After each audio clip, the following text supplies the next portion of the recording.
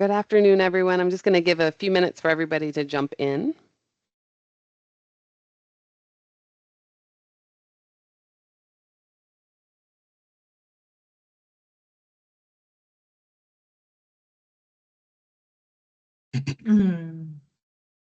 All right. I'm Martina. I'm a radiologist at Beam Readers, and I'd love to introduce your speaker today, who is Samantha Gallia Ryan. Some of you might have joined us last week when we talked about when to take a cone beam, the advantages, disadvantages, and this week we're going to be talking about how to logistically take the scan and how to get the highest quality. So thank you for joining us.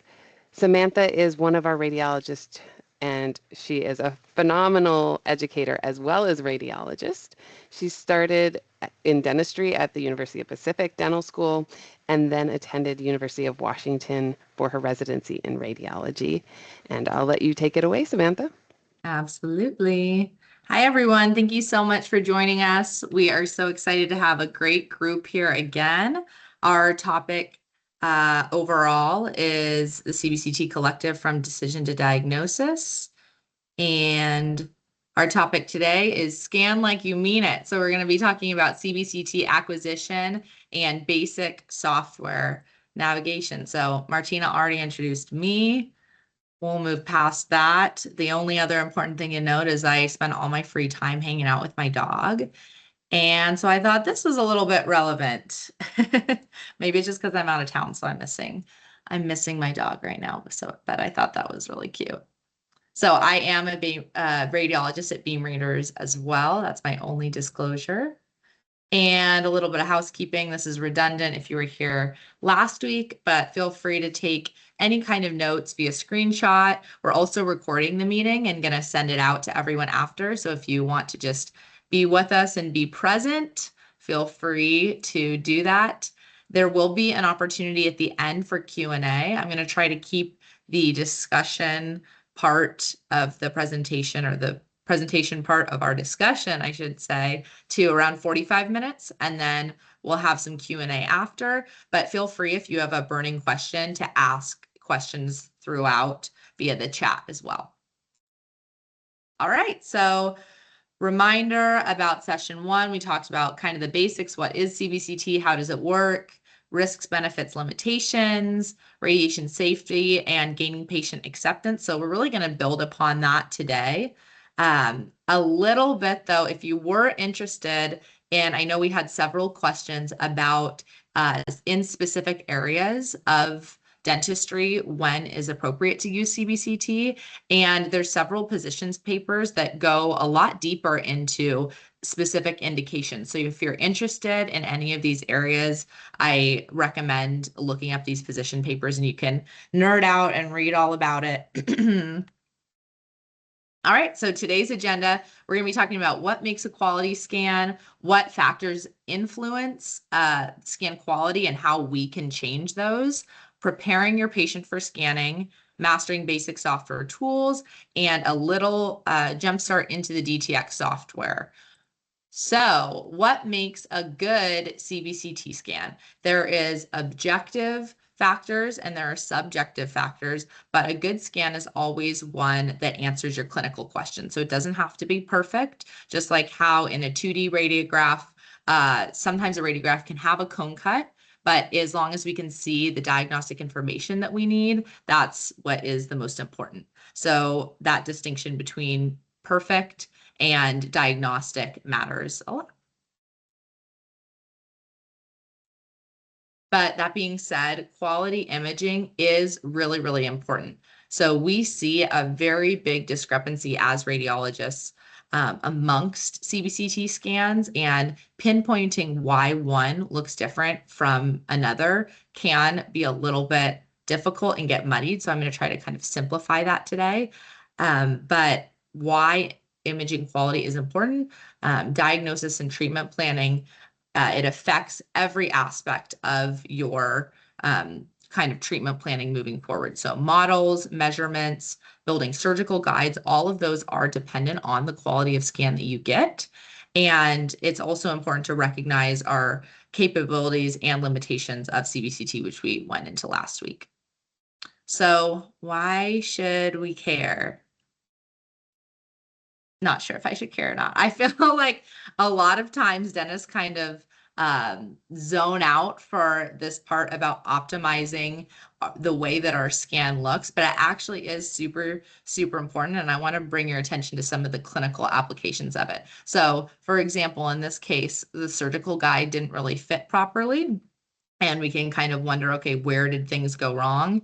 And we can see that there was actually a material discrepancy, and the CBCT scan had some double borders that caused the registration to be inaccurate. So it can affect surgical guides if you're building those. And now I'm going to bring up just a couple examples of a CBCT scan on the left that has various issues. And then after we have calibrated or optimized or fixed those issues, the difference in the scan quality, so you can really appreciate the different range of scan quality that we see. So in this case on the left, we were wondering, is the tooth fractured? On the right, scan quality is much improved. We can see yes. In this case on the left, we were looking at the TMJs and we were wondering, is there a defect in the condyle? Really hard to see. We're looking at the right TMJ and then the left TMJ. And on the scan on the right, much improved. We're seeing that, yes, there is a clear defect in the condyle on the right side. And this one is their internal root resorption. On the left, really, really heavily pixelated, hard to see. And on the right, we can very clearly see, yes, there is internal root resorption. So all of these factors that we're going to talk about to improve scan quality are super important because we want to be able to, be addressing the diagnostic question that we are looking for. So how to get a great quality scan? First, we're going to talk about the different factors that affect image resolution. So calibration, signal, noise, sample frequency, motion artifact, voxel size. I'm not going to get too into the weeds with all of these. We'll breeze through some of them, but I just want to bring your attention to more the clinical aspect and how all of these things affect the images that you are going to be looking at and how to change them. So a little bit of terminology recap. We went into this last time, but a voxel is a 3D pixel. So a smaller voxel is going to mean a sharper image. Field of view is how much of the head is included in the scan. So we can have a really small field of view like a single tooth, or a large field of view like the entire maxillofacial complex. MA is going to be the tube current. So in simple terms, that's the number of X-ray photons in an image, and a higher MA is usually going to mean a brighter image. And then KVP is going to be our tube voltage. So that's really the strength of the X-ray beam. So a higher KVP means decreased contrast. Those can be a little confusing and hard to remember. All right, so first I'm going to go into calibration and the way that affects image quality. So calibration is a way that your actual CBCT machine can kind of clean up the image. It can make images sharper, it can make them cleaner and decrease noise, and it can make them more accurate. So here's a few examples of errors that we can see when a scan needs to be calibrated. So it's not going to be, you don't have to remember, the names of these specific things, but just to focus on how funky the images look. Our CBCT is out of alignment there. Some of the panel cells aren't sending signals. There's missing data frames. So all of those things are stuff that we might see. Those are pretty extreme examples, but there can also be more subtle times too that our machine could benefit from being calibrated. So there's two different types of calibration that we're going to talk about. And the first one is user calibration. So this is what you can do yourself. And user calibration should be done at two different times. The first time is just routinely. So that can be daily for some machines. That could be every few months for other machines. It's going to be important that you reference your user manual to figure out what your specific machine, how often that is recommended to be calibrated. And that's different machine to machine. So I'm going to recommend that you go with whatever the manufacturer wants. And then the other time that's important to calibrate is with incidental occurrences. So the two biggest ones are if the machine is bumped, like a large bump, or after there's an extreme temperature fluctuation. So if it gets really, really hot or really, really cold, don't calibrate when there is an extreme temperature fluctuation, because then it's going to be off when it goes back to normal. But if there is one, you want to calibrate it when the temperature is kind of around where it usually is again. And then in addition to us calibrating our machine, there's also manufacturer calibration. And so that's when the manufacturer of the machine comes in and does some special stuff and makes sure that the machine is running as it should. These are some of the things that they're looking at.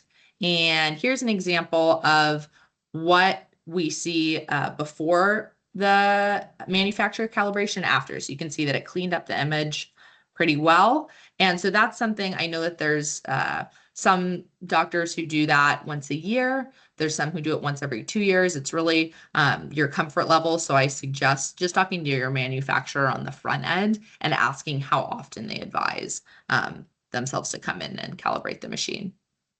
All right, moving on and talking about signal to noise ratio. The TLDR is signal is good information and noise is bad information. So we want to increase the signal and decrease the noise always. And noise, we talked about this a little bit last time, the makeup of a CBCT scanner, but we know that most of our scatter radiation is recorded by the detector. So a larger field of view is going to increase our scatter. If we're taking a larger image, there's always going to be more noise. And then the one other thing that we know can factor into this is as a machine gets older, it gradually loses its ability to read the X-ray photons over time. So just know that over time, your noise in images can increase. So here we have an example of some of the things that increase noise in images. We talked about this a little bit last time, but to build on it, the first is physical scatter. So dense structures like even thick hair, like braids, can be a dense structure that causes increased noise in an area. Also, any type of bright restoration. So, metal crowns, obturation, an increased bone mass, so a larger patient is going to have increased noise, increased scatter, and then metal objects. So any kind of foreign body objects or piercings, anything like that is going to cause scatter. And then, like we said before, a larger image is always going to have more scatter. So how can we take that and utilize it clinically to get the best image possible? We always want to do task-specific imaging. So that means that we want to create our field of view based on the specific clinical indication, the reason for the scan. And we always want to be using the smallest field of view that confidently answers our diagnostic question, because a smaller field of view increases our resolution, decreases scatter. All right, and moving on to how motion impacts our images. So there's two types of motion: machine generated motion and patient generated motion. So machine motion is a lot less likely to happen. Your CBCT should be operating smoothly. If you ever see it having a sporadic stutter or just something that you notice changes and it's not that smooth moment, I would recommend having it serviced. And then patient motion, we know that patient motion can create noise and motion artifact. So that's where scan time comes into play. Increasing scan time can increase the image quality, but it also increases the potential for movement. And movement is synonymous with noise or increases noise. So we want to be cognizant of our patient's ability to stay still. And if you have a patient who you don't think is going to be able to stay still for a long time, you might want to think about decreasing the scan time there. Here's an example of the kind of double borders that we see, what motion looks like in an image. And then in a lot of machines, every CBCT machine is a little bit different, but oftentimes you can actually check the raw data for patient motion. So after the CBCT scan happens, there is often a brief period of time when you can, usually it's a feature that you have to press, but you can see if the patient moved at all. The other thing that you can do is obviously just watch the patient and see if they move. But when you get your CBCT installed or you're talking with your manufacturer or your rep, ask them to show you this function when you're taking the scan of how you can see that. All right, now let's move on and talk about preparing your patient for scanning. So the first thing we want to do is reduce potential for any scatter artifact in the ways that we can control. So you want to have the patient remove any metal objects. That's going to be piercing, hairpins, necklaces, removable appliances. We don't recommend using a thyroid collar. And then we want to follow our state regulations for lead apron use. So this next part might be a teeny tiny bit confusing, but hang with me because I really want to give you guys the information. You're the ones taking the scans, and so I want you to be educated, but also kind of simplify the lead apron rules. The lead apron rules. So to shield or not to shield, you may or may not know that AAOMR has discontinued recommendations regarding patient shielding. However, this has not necessarily trickled down to our clinical practice, right? So I'm going to leave all this information up so you can go back. And this is kind of the reasoning behind that change. And they have more resources on their website. However, I will say that it is very nuanced in terms of all of the other things that need to be happening to stop the lead apron use. So you have to be collimating with specific type of collimation. You have to be following all these other guidelines. So if you're not doing all those things, keep using the lead apron. And then the kind of factor on top of that is that regulation has not trickled down to statewide regulation yet. And we, as dentists, are required to follow our state laws in terms of lead apron use. So the short version, if you don't want to, remember all that mumbo jumbo, is follow your state regulations regarding the lead apron use. But I think it is really good to know as you are, increasing your practice, increasing the technologies that you're using. It's good to know, what is coming in terms of regulation changes and things like that. So if anybody has any questions, I'm happy to answer. I know it's a little bit of a confusing topic. I'm happy to answer any specific questions regarding that as well. All right, moving on to patient positioning. So like I mentioned before, every CBCT scanner is a little bit different, but these are going to be generally good recommendations for most machines. So we're going to have the patient sit in an upright position with their feet on the floor. A really good rule of thumb is try to touch the top of your head to the ceiling so they sit up really straight. You want to adjust the patient's occlusal plane to be parallel to the floor. And you want to use all the available support that the CBC Tanner supplies. So head support, temple support, chin support. You want the patient to feel really comfortable and they're going to be able to rest there and not move. And that's something you can ask them as well. Do you feel comfortable being in this position for several minutes? The one other thing that I really like to emphasize too is clear communication about what to expect to the patient before the scan. This is not, a really quick 2D radiograph. This often takes, longer time than patients are used to sitting for x-rays. So clear communication about what to expect is really important. So, you want to get them all set up and then say something like, I will be taking 2 images. The first one lets me know if I'm in the right place. And the second one is the actual scan.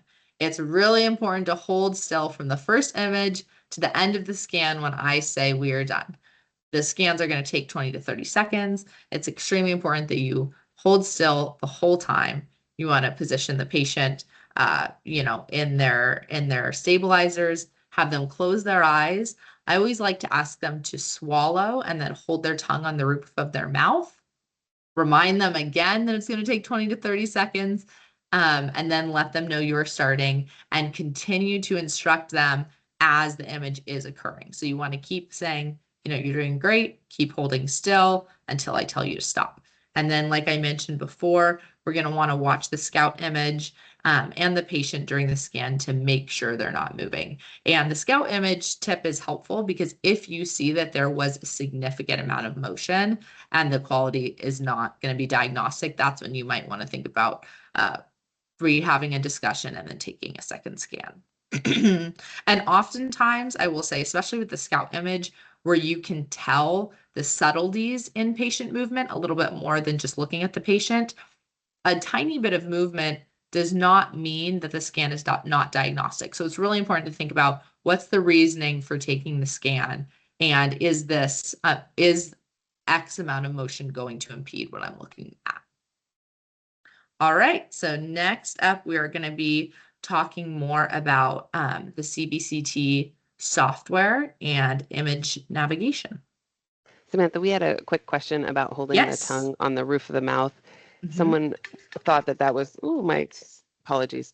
Someone thought that was for panos and not CBCTs. So CBCTs, we like to have, the tongue positioning does change a little bit if the patient is in open occlusion on a bite stick or in maximum intercuspation, but generally having the tongue forward and to the roof of the mouth allows us to get the most accurate analysis of the airway. So that's generally what I say. Do you have any other tips on that, Martina? Other things that you've seen? I think having the tongue forward for airway analysis is why it becomes important on CBCT. So we recommend it on both Pano and CBCT. I will say I personally do not ever talk about the tongue because as soon as you talk about it, patients start doing crazy things with the tongue. That's a good point. I just tell them swallow and gently touch your teeth together. And then I don't mention the tongue at all. That's totally fair so as that well. They're not, because sometimes most patients will follow that instruction, but sometimes they'll do this funny thing where they'll put just the tip of their tongue right where the incisive canal is, and then that throws off our airway as well. Yeah. Yeah, that's a great point. So yeah, if you find that you get better images not mentioning the tongue and just saying the beginning part of that statement, that's okay too. It's but yeah, that is the idea, is that we're getting the tongue into an up and forward position to get an accurate airway analysis. And we do have one client who works with ENTs, and they don't want us telling them to lift the tongue up because they're looking at tongue tie sort of things as well. So yeah, that's a great point. So it does, the positioning does depends on also... indication. Yeah. Perfect. Yeah, exactly. Did that clear up that question? Yeah, we got to thank you back for that. All Thanks, right, Samantha. awesome.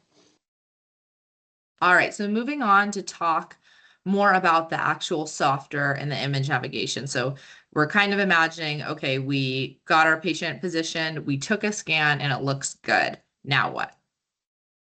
So understanding the software. These softwares can be pretty confusing to understand right away. I will say it took me lots of time in residency to kind of understand the ins and outs and all the features. But you want to understand all of the complexities of your software, because those are the tools that you're going to be able to use to get the most possible out of your image. So I will say, forewarning, I'm not as good at using the DTX software as I am the in vivo software, which is what I personally use to evaluate. But I will do my very best to explain the ins and outs. And if there's any questions that somebody has that I don't know the answer to, I'll find you the answer and come back with it next week. So my first recommendation regarding the software is going to be to take advantage of your manufacturer's offerings. So the sales representative that can describe to you how to use all these features, an in-person training, and then any modules or video libraries that they have, utilize those things to the full extent to, learn all these different features. YouTube and, just searching online can be very helpful if you can search your specific software name. And then practice. A lot of times they'll have a demo patient or two, and you can kind of see how they used all the different features first, and then try to implement them in your own patient, in your own scan. So the more you use them, the more comfortable and the quicker you'll get. But it's okay to feel clunky at first. All right, so going over some of the basic software tools, we're going to want to learn how to adjust the contrast and brightness of a scan. Those are things that you can adjust after the scan is taken. We're going to talk about how to zoom in and out. We're going to talk about reorienting the scan. We're going to talk about reconstructing a panoramic image. We're going to talk about navigating our multiplanar views, so axial, sagittal, and coronal view. We'll talk about how to mark the mandibular canal or the IAC, and then we're going to talk about how to, make measurements of different things in the image. All right, so little refresher of last time. The three typical views that we're looking at on a CBCT are the transverse or axial plane, the coronal plane, and the sagittal plane. So sagittal plane is going to be like you're splitting a patient in half, coronal in half, like you're looking at the left or right side of the image. Coronal plane is you are looking at the patient head on, and you can kind of move front to back in an image. And then the transverse or axial plane is going to be like you are looking down or up at a patient and you're moving up and down through the image. I feel like the little diagram is always very helpful for me. All right, let's see it in action. So now I am going to pull up our DTX software. And Martina, can you confirm that we can see that okay? We can, yep. All right, so this is going to be the multiplanar view that we are seeing. This is just the demo patient, so you should be able to, also see this patient if you have the DTX software, I believe. So if anybody wants to follow along, feel free, but also feel free to just watch and then kind of try on your own after. So when we first open up, these are the typical views that we see, but we can actually change which views we're looking at. So right now we're looking at the coronal view, the sagittal view, and the axial view. And then this is our volume rendering. So this kind of gives us an overview of, the entire maxillofacial complex. So to be able to go through an image or scroll through, you can just use the scroll on your mouse like this, but you can also go over here to the right side of the image. And right now I'm in the coronal view, so I'm just clicking and dragging, and can move front to back or back to front. You can do the same thing on the sagittal view. You can do the same thing on the axial view. And then the one other way that you can kind of just manipulate this on your own is clicking and dragging one of the crosshairs. So this crosshair through the coronal view is going to actually show us where we are in the axial view. So I know it's kind of funny when we start thinking about things in 3D, but this line is going to show what we're seeing here. This line is going to show what we're seeing here in the coronal. And then this line is going to show us what we're seeing here in the axial. So if I want to move through my axial slice, I can also just click and drag. And we're going to talk more about image interpretation and anatomy and stuff like that next time.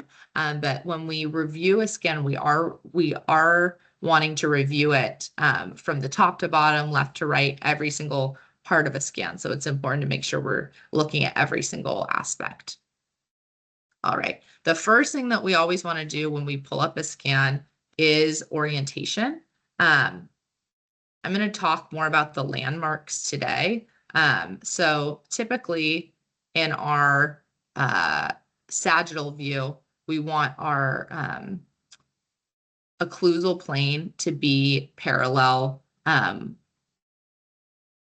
to the floor. So we would probably want to drag this down. We're having some technical difficulties in actually reorienting it today. So I'm just going to describe, and then next time I'll show you guys how to do it. But Samantha, I actually might have a solution if you want to pop into yeah, it. let's do it. We were trying to grab the hairs, and I got the instructions to try doing it in the corner. Okay, so everybody, we're going to go up here to our patient orientation. Click on that, and a volume rendering pops up. And then Martina, go ahead and say that one more time. Yeah, select the rotation icon in the upper right corner. And then when you go into, yeah, right there, that just come straight down from it. I lost your cursor. Okay, so that's the rotate one. See how it's the swirl? Now, if you go into one of the corners, it should change to be two arrows. There we go. Yeah, there we Love go. it. Thank you. All right, everybody. We real life figured out a problem. I love it. So it's not the most hover, intuitive, so if we hopefully hover other over, people. it's actually, I feel like it's actually good because these are, you know, they're little nuances, but it's really tricky to figure out if you don't know. So if we are hovering over the volume rendering itself, we're going to be able to rotate the head left to right. So I'm going to get it. It looks pretty good.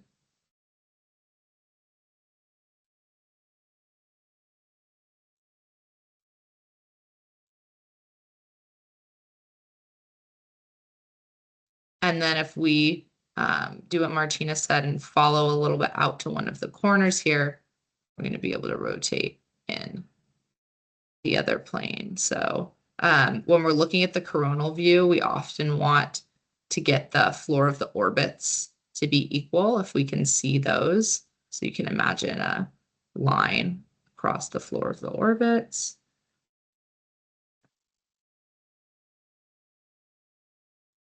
And Samantha, as you're orienting, what is the importance of orienting?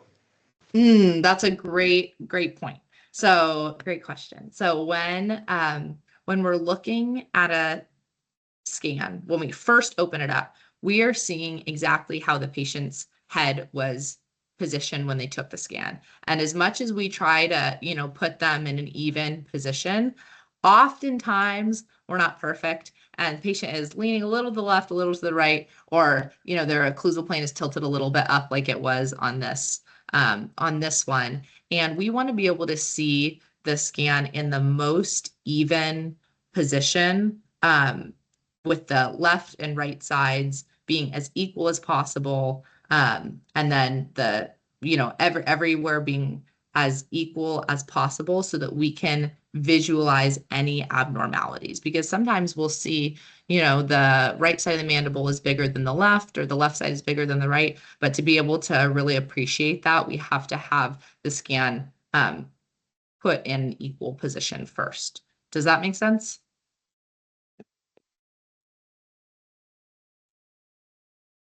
Thank you.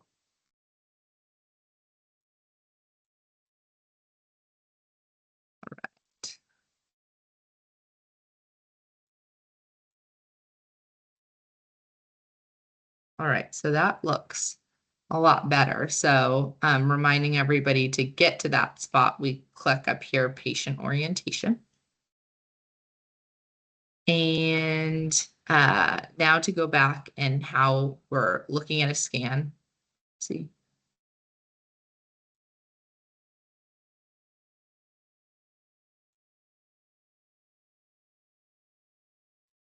So you can, if you want to make one of these views larger, you can actually double click and scroll through in the same way.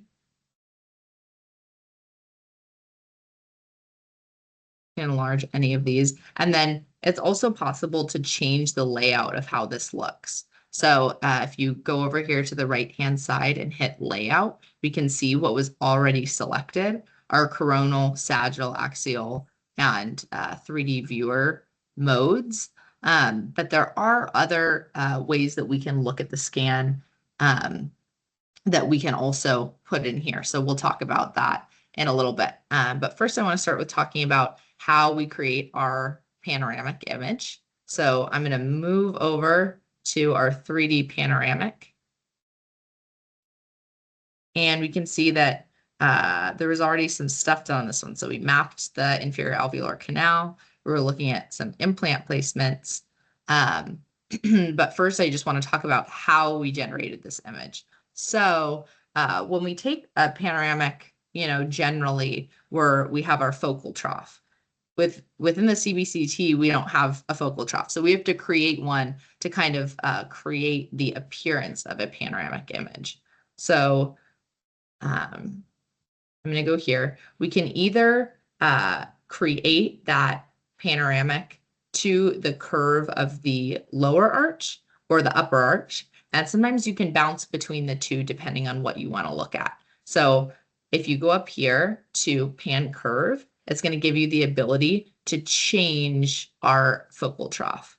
So this one looks pretty good, pretty spot on, but I'm just going to manipulate it a little bit by grabbing these dots and kind of making it really align with my lower arch.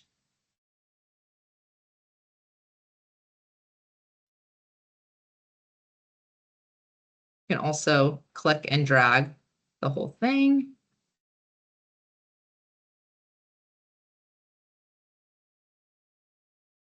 And if you want to check and see, this is the lower arch, but if you want to check and see how it's fitting with the upper arch too, you can scroll up and see that as well.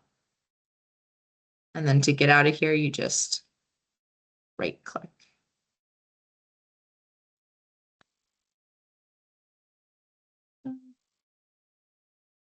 So that is how we create our panoramic image. And there's a couple differences between the panoramic image that we see and the panoramic image that we call it a reconstructed panoramic that we generate from a CBCT. And the main differences are going to be we don't see the overlapping anatomy that we see in a traditional panoramic image, and then we don't see anything that's outside of the focal trough. So for example, the cervical spine, we didn't include that in the panoramic or in our focal trough, so we're not going to see it in the image. All right, and then going back to our 3D patient up here, I'm going to show another pretty basic feature, which is how to increase the brightness and contrast of a scan. So going back to viewer up here, they have sometimes, I think when you upload an image, there's different filters that we can put on it. I generally don't like to use any of the, pre-created filters. I would rather manipulate the image myself to determine what I think looks the best. So you can move up here from your cursor to this little brightness and contrast feature. And then you're going to just drag on the image to adjust the brightness and contrast. So as I move down, I'm changing the brightness up and down. And then as I move left and right, I am changing the contrast. And I can just get it to a place where I think it looks good. The brightness about there, probably increase the contrast a little bit. I think that looks good. And everybody's a little bit different with what they like to see. You can also change that depending on what you're trying to visualize. Sometimes you want to increase the contrast to look at a specific feature or decrease the brightness in an area where it's already bright. So those are a couple of different ways that you can use that feature. The next thing that I want to note is beyond the traditional axial, coronal, and sagittal views and our panoramic, there's a few other ways that we can utilize the CBCT data to get the most out of our image. So we can also use a TMJ view to specifically look at the TMJs. So I'll go into this a little bit more in terms of interpretation next time, but just to get a jump start on the features. So here we're looking at the coronal view of the joints. Here we're looking at the axial view, and here we're looking at the sagittal view, the corrected sagittal view of the TMJs. So if I scroll here in the axial view, we can see this little slice is essentially creating a focal trough, just like we did of the panoramic, of the right TMJ and the left TMJ. So I can really manipulate where this line is and how it's slicing through our condyle, and the view of it will change. So what you want to do is first in the axial view, get to a point where you are going through kind of the middle of the condyle. And then you want to manipulate these slices so that you're bisecting the condyle in half. Both of those look pretty good to me. And they're matching the angulation of the condyle. And then these slices are showing us where we are slicing through the view of the condyle that essentially creates a corrected sagittal view. So as I scroll here, you can see what my right condyle looks like. And something else that we can do is change the thickness of these slices. So if I go to here and hit reslice spacing, I'm going to be able to adjust my slice increment. So let's say I want to just look at one slice at a time. I want them all to be the same. I can do that. But if I am, wanting to demonstrate something and show, going through the entire condyle, the intricacies of what that looks like, I can go back and I can increase my slice increment to, let's say, 2 millimeters. And that's going to give us a much better idea of, going through that condyle from medial to lateral, what it looks like all throughout. And I can do that on both sides. We can also adjust our brightness and contrast here, just like we did in that other image. All right, so that's a little preview into the TMJs. One other thing to note is you can also adjust the number of these cross sections that you're looking at. So if you go up here, we can go down to number of slices, and we can increase or decrease that. So if you want to just focus on one at a time, you can just hit one, and you can look at it really big and scroll through. Or if you want to, be able to look throughout the condyle, we can do that down here. All right, and then I'm going to go back to my 3D patient, and I want to show probably what is my favorite view of looking at a CBCT, and that is going to be a way that we can visualize the apices of the teeth really, really well. So I'm going to start. I'm going to start by going back to our layout, and I'm going to deselect this 3D viewer. I'm going to deselect all of these actually. Except for my axial view. I'm going to leave that up. And then I'm going to go to this cross-sectional view. So a cross-sectional view is showing us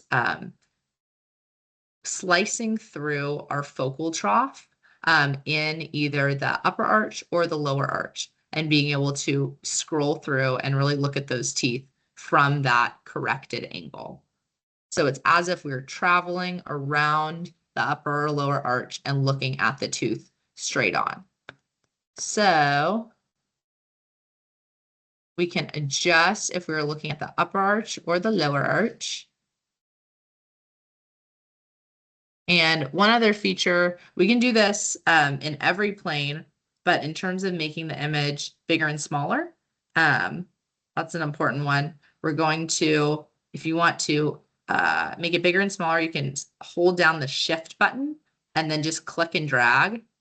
So up is going to make it bigger, down is going to make it smaller.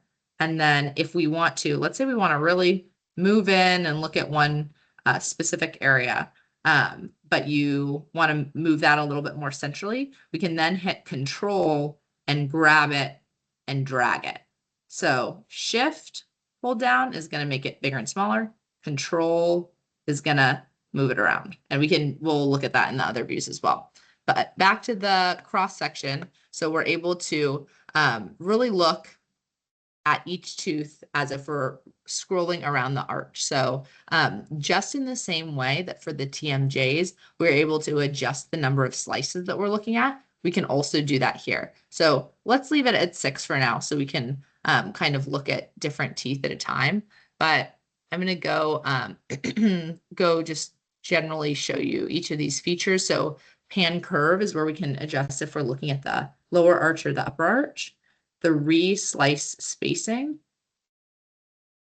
is going to kind of increase the amount of area that we're looking at. So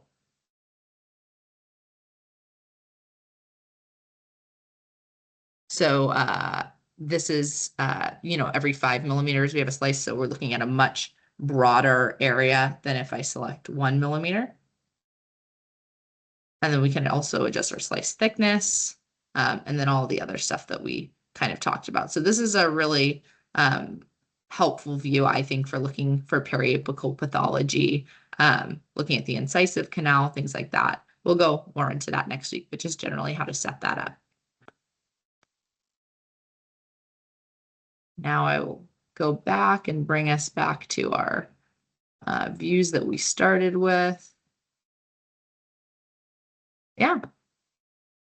I think that mostly covers the different areas of kind of broad overview of our software. Does anybody have any specific questions? We could talk about it later as well, but while we're in the DTX software.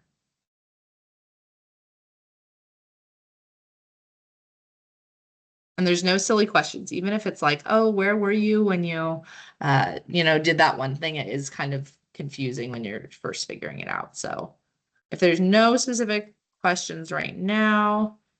I'm curious for those that Yes. are attending, since we're doing study club format, and we're going to do discussion, how many of you are doing adjusting contrast, zooming in, reorienting your patients currently in Great your question. CBCT software? Or is this all brand new to everybody? That super helpful information for us to know, because I don't want to keep talking about stuff if you're like, this is so basic and I do it and cover it all the time, which very much could be the case, but you don't know what you don't know. Okay. So it's helpful to know where we're starting. Okay, I have a question. Okay. So right now I have TMJ patients sitting in my chair. That's why I missed some of the meeting. I have Jiva here, my assistant receptionist, who's were listening, and I just got in because I explained to the patient. Now it's my first time to take the CT scan on the TMJ on the patient, right? So when I spoke with Steve, he was saying just aim on the condyle. There is a mandibular that we aim, right, for 40 tooth number, upper left, upper, So he was telling me to put that circle where the condyle is, correct? Do you get me? When you try to set up the patient, remember on the screen, I have cable OP3 Pro. On the screen, there is a mandibular, right? So when we want to do tooth number 46 or lower right, there is a circle that we put it on the tooth number 46, and then we aim that CT scan.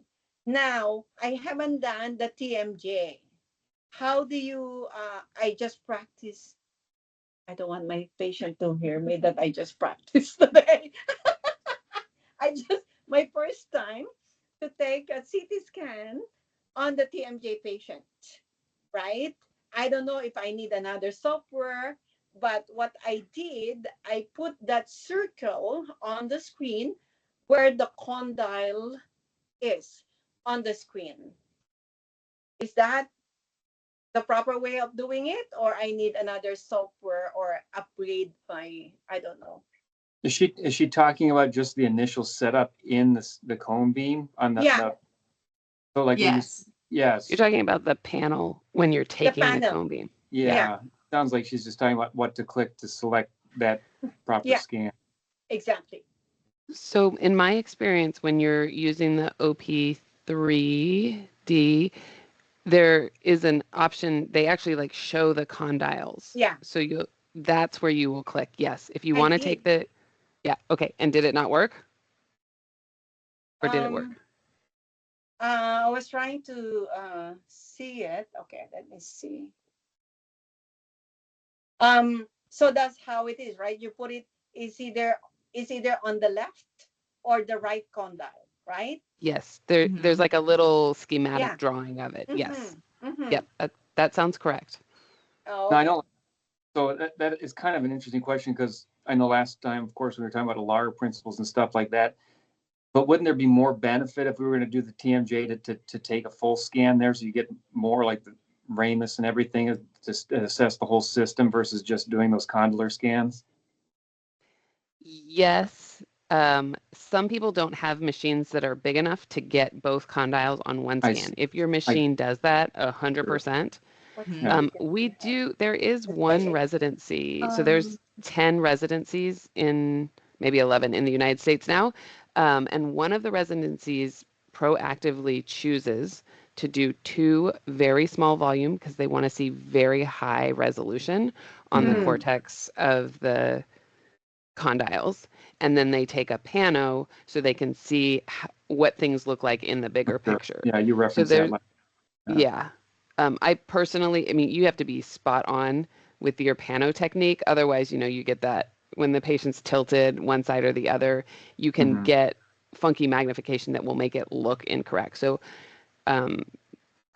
if it's at all possible and you're looking at TMJs, I would recommend doing the whole thing when we're talking about growth development, ortho, airway, that kind of stuff. But if you have a concern about TMJ and the other images aren't showing anything, but clinically you're like, there must be something going on, taking a small volume, super high resolution might give you additional information. So it's better to take 2 because, yeah, you're right. Because I put that circle on the right condyle. So now I can do 2 shots, right? What's the biggest number on our CT scan? 8 by 8, 5 by 5. Yeah. Yeah. So I can do 2 5 by 5 left and right condyle. If I have to do that. Yes, you'd have to do 2 by 2 or 2 right and left. Yes. 2 5 by right. 5. Okay. Yep. I got it. Yep. And that is a Okay. great point, Martina. I think the indication, even if we're talking about TMJ, the indication for the scan isn't always the same. Because if we want to look at specifically, we suspect an asymmetry or a growth abnormality or something like that, it might be really important that we see, I forget, sorry, who spoke up and said, talking about the Ramus and everything, but that could be really important if we're trying to visualize something like that. Whereas the smaller field of view could be okay if we're just suspecting DJD or something like that. Because the So the biggest indication does the matter. biggest size I have is 8 by 8. 5 by 5, the smallest one. I think 6 by 8 and 8 by 8. So Yeah, and so in that case, we just wouldn't have the capability to most of the time get both of the condyles in one scan. So we would have to do the 2. The 8 by 8 or 5 by 5. 5 by 5. 5 by 5. Okay, that sounds good. Okay, thank you. Yeah, absolutely. One thing when I was going through and installing my machine, and this might be beneficial to the other doctor that's speaking, is like, so if I'm doing implant planning and going to do a surgical guide, I always have a patient bite on cotton rolls, but I think she make sure the patient's an MIP if she's doing TMJ scans. Yep. Yes. 100%. Yes. Yeah. If you're doing even You go TMJ, ahead. this is hard to do, but you could even get them in CR, right? Like Sure. ideally, if we're looking at TMJ, that's where we'd want them is CR over MIP. Okay. Yep. Yeah, if they are biting on a bite stick or not an MIP, not in CR, we can still visualize the condyle, the osseous structures, but the spatial relationships between the condyle and the fossa are not going to be accurate. So that's why we look for that. Okay, so after the treatment, can I have another scan with the patient with their splint on it, with their appliance on it? But I think that will be a good idea, right? After the treatment. It depends on what you're looking for. So Yeah. if you're looking for where the device is putting their condyle, what I would tell you is do a very, very low resolution because you're just looking for spatial relationship, right? You're looking for, is it here or is it here? And so put your radiation dose as low as possible if you're going to be doing a second one. Yeah. But, we still need the information. And really quick, everybody on the call, if you put your patient in an MIP or CR and you know they're there, tell your radiologist, because that gives us information so we can give you more Yes, information great back. point, Okay. Martina. Thank you. Yeah, the Good more point. information you give us, the more information we can give back to you. So Mhm. let's And see. then just in the chat, Samantha, someone had asked if you could show the patient orientation again. Yes, so this is our kind of first view that we see when we get our multiplanar view up, and we're in the 3D patient section. So that's where you have to go first, is 3D patient, and then it's going to be up here to patient orientation. Oh, we're getting the spinning wheel of death. Let's see. There we go. Okay. So then this guy's going to pop up and we're going to go to our little rotate, and we're going to be able to orient that way and rotate left and right here. And then while you're doing that, someone had said that they were not previously reorienting because they were trusting the software to do that. And if you're placing your patient in there well, I think it does do some auto orientation. And if you're doing that well, they're already correctly well oriented. But if you're noticing as you're scrolling through the asymmetries off, double check here to make sure it's a true asymmetry versus just the patient is tilted in the scanner. Yeah, I would say from my experience, the softwares that calibrate the orientation for you are generally good. Like they will improve it, but I don't think they're always spot on with the specific landmarks and stuff that we're looking for. So I think always double checking yourself is good practice. Yeah. And then another person asked about calibration. Does it depend on how often you calibrate on how often you're using the CBCT machine? That's a really great question. And I would be curious if the manufacturers have any guidelines on that. My suspicion would be yes, the more you are using the machine, the more likely it's going to get bumped, in some way. Patients are going in and out of it, and just the more chances it has to get a little bit off. So I want to say, just from, experience, yes, it's more likely going to get off the more frequently you use the machine, but that's just from my personal experience. So I would probably ask the manufacturer as well, or your rep. What do you I think, think Martina? too, yeah, as long as your machine is, I mean, if you start to see issues, calibrate it again. Worked in a place where we had a 14-year-old cone beam machine, and we calibrated that thing every day. So there's no harm in over calibrating. It just Yes. takes time, right? So you don't want your staff spending 5 to 10 minutes doing that every day if they don't have to. But if you have any doubt, go ahead and calibrate. There's no harm in that. Yeah, and that's why I wanted to show some of those photos in the beginning too, of the different things that we see if the calibration does get off.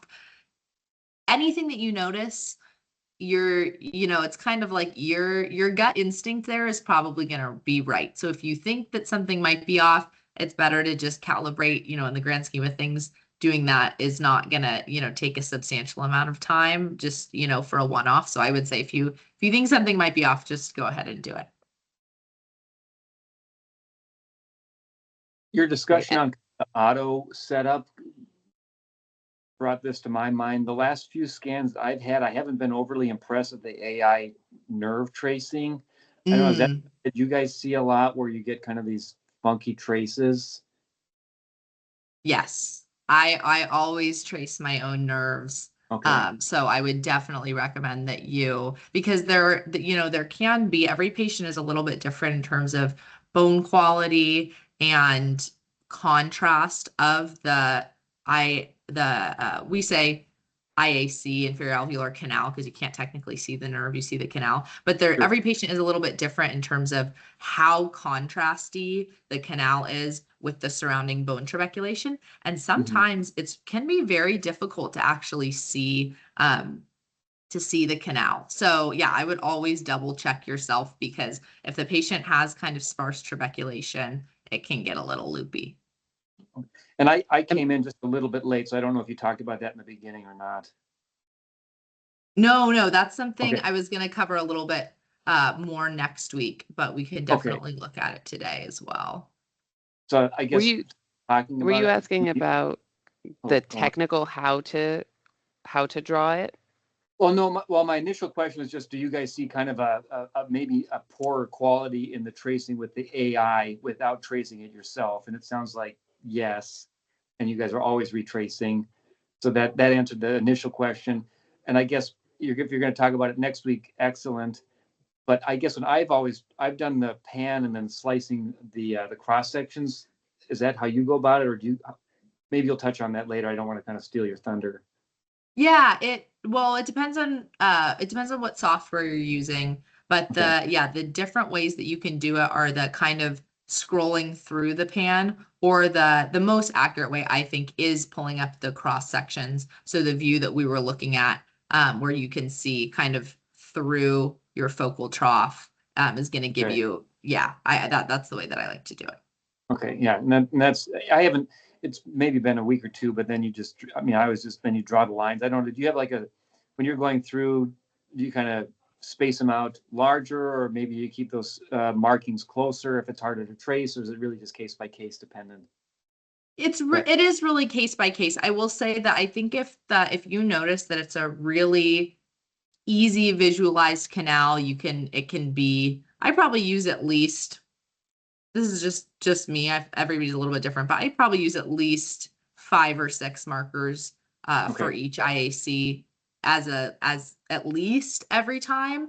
Sure. If the canal is more difficult to visualize, you're gonna want to be keeping them closer together so that the machine or the software is having to do less guesswork as to where you mean for it to be. Okay, makes sense. Thank you.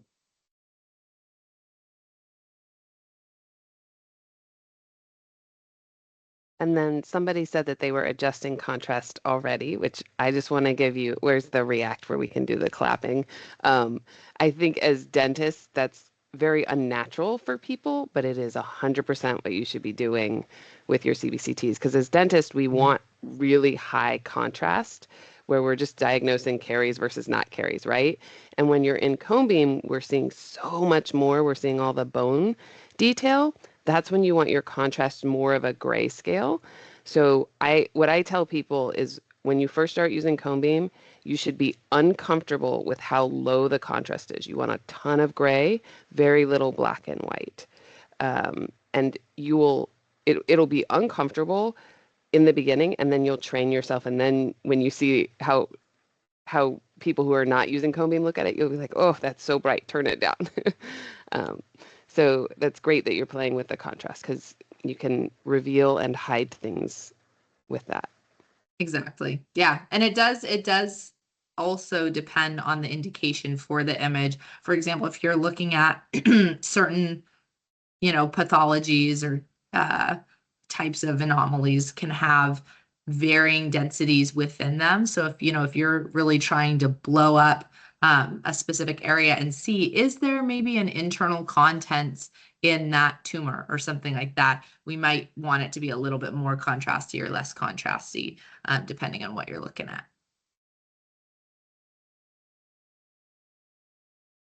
Anybody else have any questions while we're in the DTX? All right, I'll give people a second to mull it over while I go back to my PowerPoint really quick. So,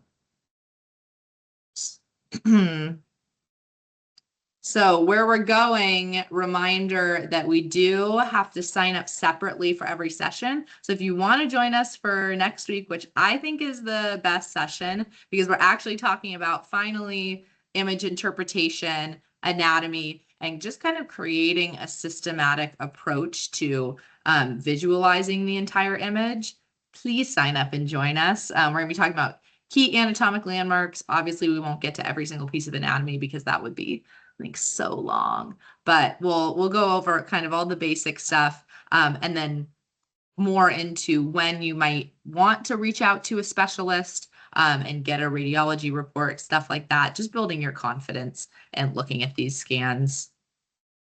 Thank you. Again, we have acknowledgements of the team that helped build this presentation. And any questions? You ever have any questions too, or things that you think of afterwards, stuff that you want to see next week, go ahead and just shoot me an email. And we're going to have another form to fill out to get your yay, nay, and just an evaluation of today's presentation. Any other questions about anything we went over today?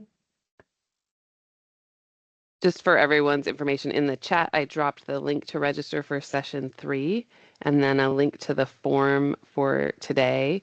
We're asking for contact information because we're hoping to get you CE for this, even though we hadn't talked about that. We're going to try to do that on the back end.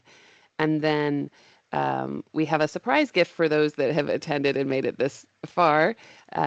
There's a code if you put in Samantha50 when you register with us, or if you're already submitting to Beam Readers and you just like to have Samantha do some reads for you, you can put that in your notes to the radiologist and we'll work on getting you a 50% discount off the report. Oh, somebody's saying that form is not working. Let me check on that real quick. Check it out. Thank you. Talk amongst yourselves. Jeffrey. Let's see. Does anybody have anything off the top of their head that they would like to see next week in terms of talking about anatomy, how to go through a scan, stuff like that? Go ahead and shout it out. Or did too much contrast talk put everyone to sleep? I had made a comment last session about just the kind of on the vertebrae. I'm sure you have Yes. that. Yes, I have that one written down. So I will definitely come with some examples of what we see normally versus progressions. Anomalies. Yes. Yeah. Oh, good. Perfect. Thank you. Yeah, absolutely. Anything else?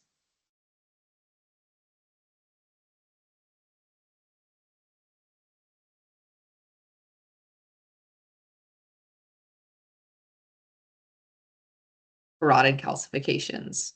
Great one. I could definitely bring some examples of that.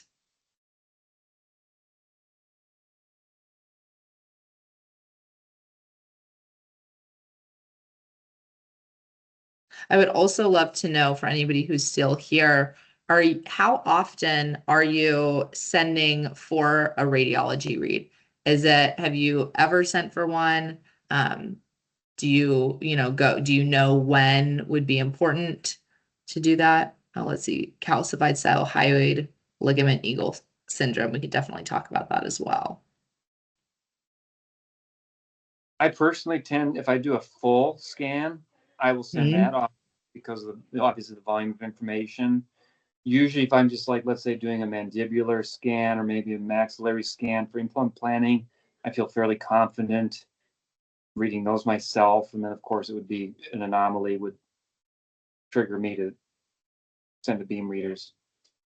Love it. Yeah, that's exactly what I would recommend is just, kind of like we talked about the different fields of view based on the indication for the scan, depending on your comfort level of the area that we're looking at, that's one that it can be helpful to utilize a radiologist if you don't feel totally confident on that.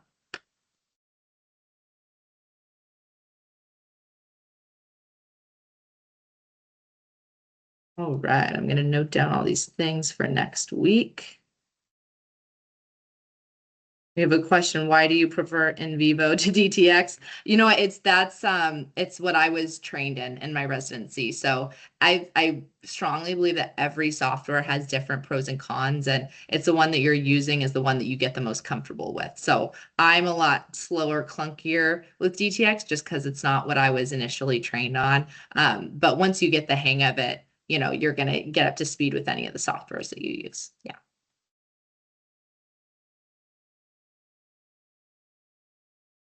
I will say DTX does a great job of incorporating all of the clinical pieces of information, which in vivo does not do as well. So it's just kind of depending on what you do in your practice, makes the most sense for you. It's funny when we play with other software, you'll find yourself wanting, oh, I want that feature in this software and that feature. Pick and choose if we could only get all the pros in one place. But and I know plenty of radiologists who will have multiple softwares up and they're going to use this one for this thing and this one for this thing. And a lot of it is just personal preference. So if there is a feature that you're like, I don't know if DTX does this, I would recommend, you can always reach out to us, but you can always ask your rep as well. See if that, has the feature you're looking for. And if it doesn't, then you can look elsewhere. I believe that form is working now. I've got one response at least. So great. All right. Well, it looks like people are starting to drop off. So I will leave my email up here for another minute. If you think of any questions, any examples that you want to see stuff of over the next week, go ahead and just shoot me an email. I would love, to answer as much of those as possible. Make sure that it's being clinically relevant for you guys. And yes, if you want a 50% discount off a scan, or you want me to read some scans for you, you can use that code Samantha50. And thank you all for joining us. That was a great session. I feel like that's the hardest one to kind of, describe and show, but I'm glad everyone was able to make it.